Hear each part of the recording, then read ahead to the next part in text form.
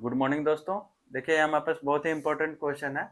इसको हमें सिंपलीफाई करना है, यानी छोटा टर्म में लाना है। ठीक है, तो इसको हम ऐसे ऐड या सब्ट्रैक्ट नहीं कर सकते हैं।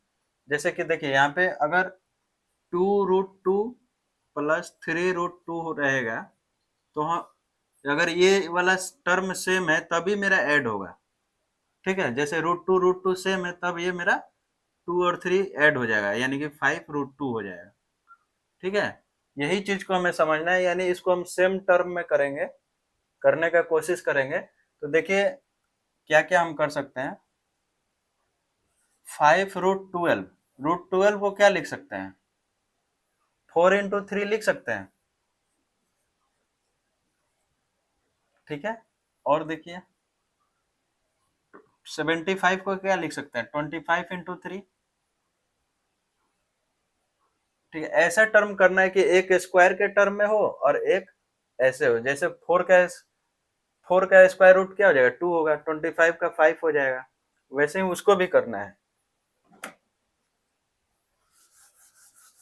तो 48 को क्या कर सकते हैं, इसको हम 16 into 3। ठीक है,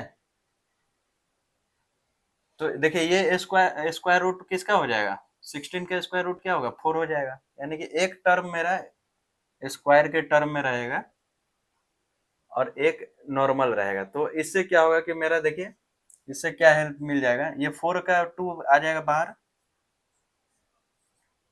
और √3 वैसे ही रह जाएगा।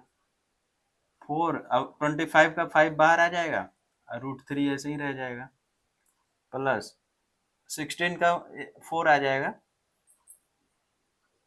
और √3 वैसे ही रह जाएगा। ठीक है, तो ये देखिए 10√3 माइनस 20√3 प्लस 12√3। ठीक है, तो इसमें पहले एडिशन का होगा, बोर्ड मास में पहले एडिशन का होगा, फिर लास्ट में सब्ट्रैक्शन का होता है। तो देखिए ये √3 और ये √3 प्लस वाला, देखिए ये भी प्लस है, ये भी प्लस है। तो √3 सेम है, तो ये दोनों ऐड हो जाए, 10 + 12 22√3 अब माइनस 20√3। अब देखिए यहाँ पे भी सेम है, तो यानी कि ये सब्ट्रैक्ट हो जाएगा मेरा 22 माइनस 20 यानी कि 2√3। यानी कि ये मेरा आंसर हो गया। यानी कि इसको सिंपलीफाई किया तो मेरा ये छोटा टर्म आ गया क्या, 2√3।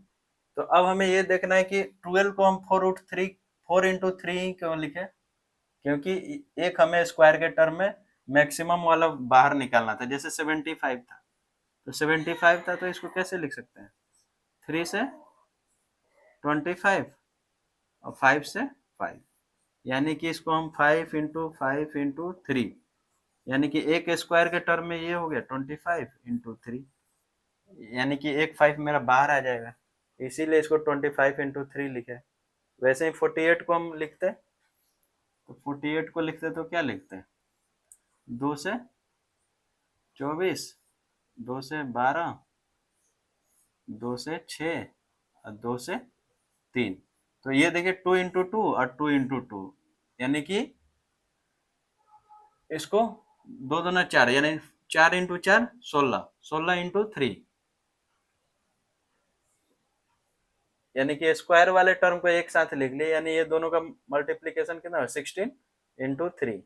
यानी कि ऐसा टर्म लिखे कि एक बाहर आ जाए और सेम वाला ये देखिए सेम में आ गया।